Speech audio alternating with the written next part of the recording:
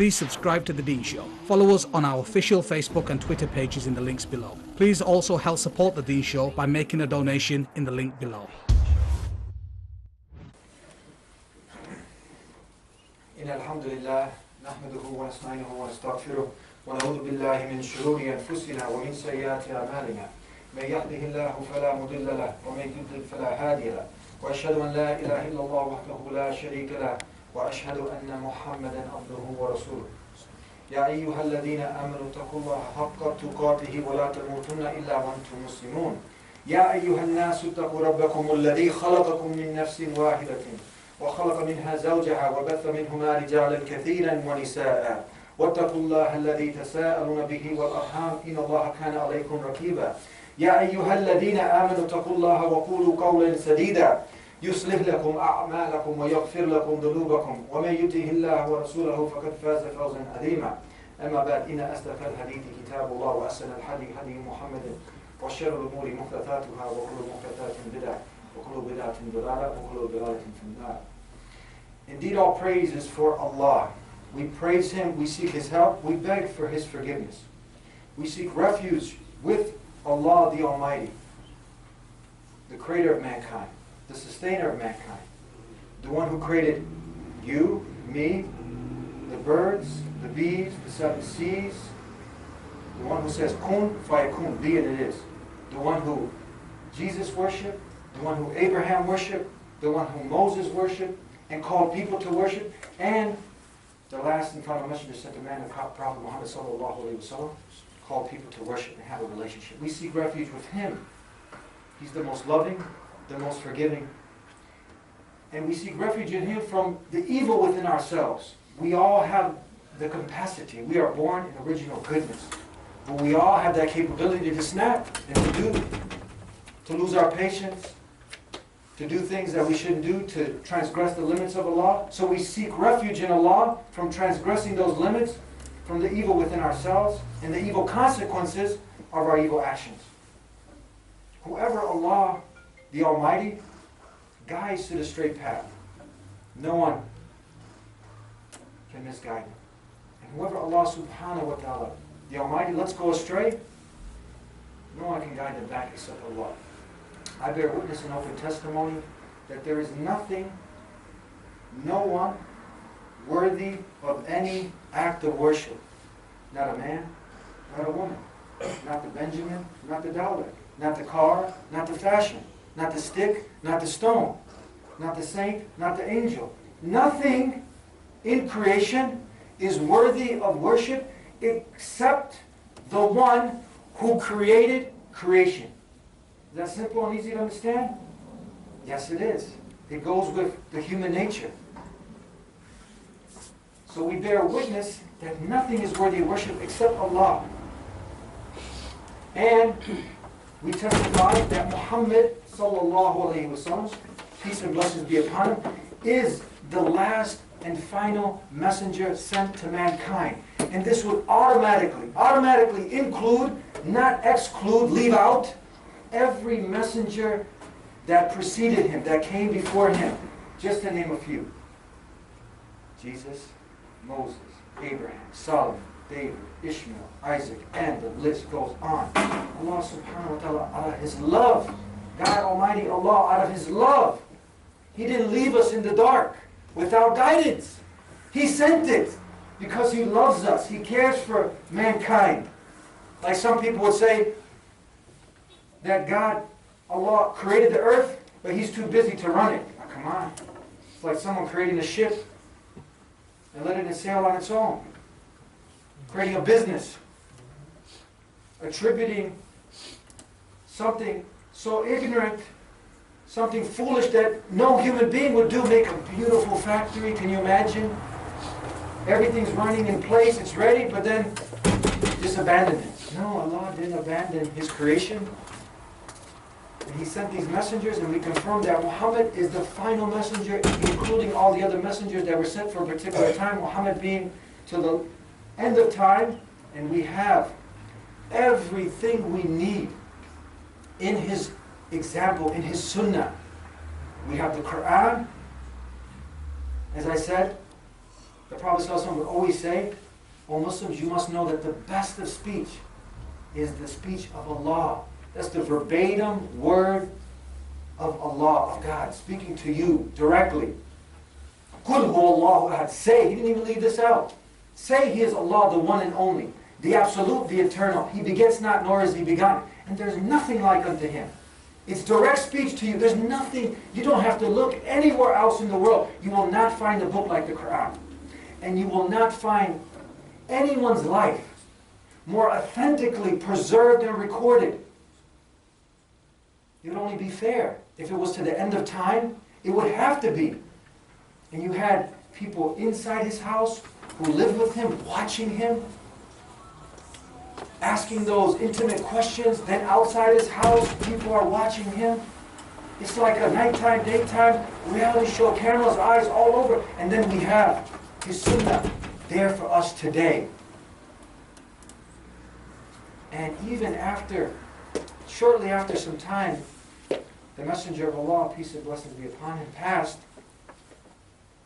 Ibn Umar and another companion went to go visit our mother, one of the mothers of the believers, Aisha radiallahu anha. She was an intellectual giant. She was a female scholar. And they would go to learn from her, from behind a curtain. And on this particular time, Ibn Umar asked Aisha, he said, tell us something amazing that you recollect, that you remember the Messenger of Allah doing. She stopped, thought, reflected, and she began to cry.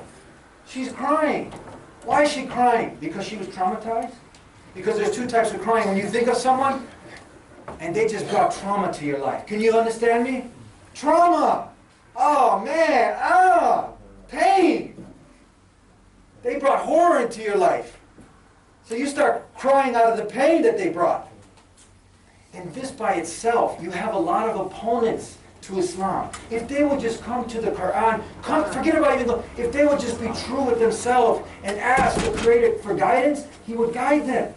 But you have so many people that use ad hominem attacks. They attacked the one who is sent as a mercy to the world. وَمَا أَرْسَلْنَاكَ إِلَّا رَحْمَةً لِلْعَالَمِينَ. I have not sent you except as a mercy to the world. Allah is saying He's a mercy for all of mankind. Not just for you here, but those out there. But you can choose to accept or reject. And many people, they use this to slander him, his marriage to Aisha. We won't get into that now. But she's telling us, look, someone who was traumatized, if they wouldn't grow to such a spiritual level, to such an intellectual level as she was, and then crying. Again, not out of trauma or drama, but recollecting. Because what was the question? The question was what? Tell me something amazing that you remember Rasulullah sallallahu alaihi wasallam doing. She started crying and then she said, everything he did was amazing. Allahu Akbar. Everything. She's thinking, she's like, wow, that was her beloved. And everything she said was amazing. And then she said, one night, he came close to me until his skin touched my skin and said, let me worship my God. Let me worship my Lord. She said, replying, and you can find this in the Tafsir Ibn Kathir, she said, I love it. By Allah, by God, I love it when you're close to me. She loves it. What woman doesn't love when her man's close to her?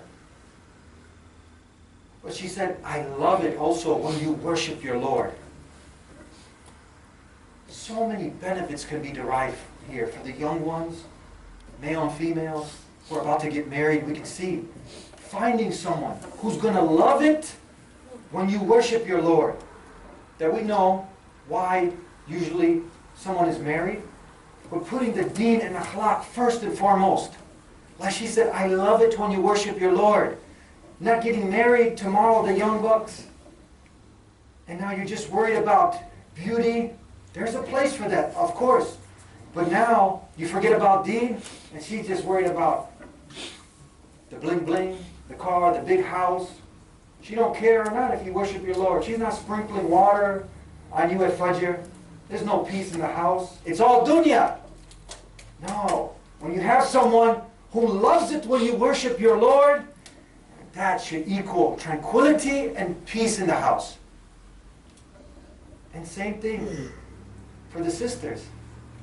She loved it when he was close. Some women would love to have their man in the pocket or in their purse. Maybe he goes off somewhere, makes a phone call, he's going to the masjid, and she just can't stand to be away from the jealousy, over excited to get him back. He's going out, doing some dawah, doing something good. Doesn't give him the free space to worship his Lord. So there's a balance. And we see that here. So then she says, Aisha radiallahu anha, she says that he got a water skin. This is the leather pouch that has water in it. And he made wudu without wasting any water. See, look, it could have said he made wudu and got up to pray. But look at this, it's profound. We have water conservation in the Sunnah, you know? And I think sometimes, subhanAllah, we go into the bathrooms in the masjid, we go to some of the Muslim conventions, and when the Muslims come out, it's water all over the place. Splashing, it's like you took 3 ghusls. Doesn't make sense. We learn from here that he made wudu without wasting any water conversation. You can make wudu with a cup of water. Did you know that? There's no need. One time I had my son came out of the washroom and I saw this in my bathroom. I said, wow, ooh. I said, come here, son. And usually what happens is when you blast the water, it hits the sink and it spreads all over. I said, look, you just turn it down a little bit. It doesn't have to be full force. And go ahead, take what's sufficient, and you're done. Very simple instructions. Small details in the Sunnah we overlook. Then she says, after the wudu, he got up and started to pray. Until his beard became wet, he started crying. Now these aren't just 1 tear, 2 tears. He got up to pray and his beard became wet. Look, this is a man. A man's man, the messenger of Allah, who would in the just battles, in the battlefield, he would be like a ferocious lion. People would be hiding behind him. Is correct? But then he would be like a bashful virgin outside of that, like on her virgin night. And in the home, he would be making himself useful, not sitting back, his feet on the couch and saying, serve me. No, he would be in the service of people, milking his own goat. You guys know this. He would sew his own clothes, take care of his own dishes. So this is Rasulullah. And then, what kind of man? Then he's leading the community, calling people to have a direct connection with the Almighty. All of the daily tasks. And then at night he's up and he's crying. What kind of man? Look, this is only the qualities when you study his life. This is the proof that he was a messenger from Allah. We don't believe in this deen blindly. And then he prostrated. Envision all this. Then he prostrated and the floor became wet from his tears. And then he finished, turned on his side, and began to weep, cry. Allahu Akbar. And then Bilal, radiallahu anhu, look at this. He came shortly after to alert the messenger of Allah, the coming of Fajr prayer, but then he saw his eyes wet, red. He said, they don't get, he said, oh messenger of Allah, why are you crying? Allah had forgiven, look, Allah had forgiven your past and future sins. It makes sense, you're done. Look, you guaranteed Jannah. You guaranteed Jannah, why are you crying? He said, Bilal, what's stopping you from crying? That this night, these verses will reveal to me. And whoever recites them, but does not think deeply over them, will be ruined. And Allah says in the Quran, most surely in the heavens and the earth, in the alternation of the night and the day, are signs for people who think deeply. Allah continues on to say, الَّذِينَ يَذْكُرُونَ اللَّهَ قِيَامًا وَقُعُودًا وعلى جنوبهم ويتفكرون في خلق السماوات والأرض ربنا ما خلقت هذا باطلا سبحانك فقنا عذاب النار. Those who remember Allah standing as He was doing, and sitting and lying on their sides, and reflect on the creation of the heavens and the earth, saying, Our Lord, You have not created all this in vain. Glory be to You. Save us from the chastisement of the fire. Our Lord, surely whoever You make enter into the fire, You have indeed brought disgrace, and indeed there should be no helpers for the unjust. Our Lord, surely we have heard the preacher calling to faith, saying, Believe in Your Lord. So we did believe. Our Lord, forgive us therefore our faults, and cover our evil deeds, and make us die with the righteous. أقول قولي هذا واستغفر الله لي ولكم ولسائر المسلمين فاستغفروه إنه هو الغفور الرحيم. Please subscribe to The Deen Show. Follow us on our official Facebook and Twitter pages in the links.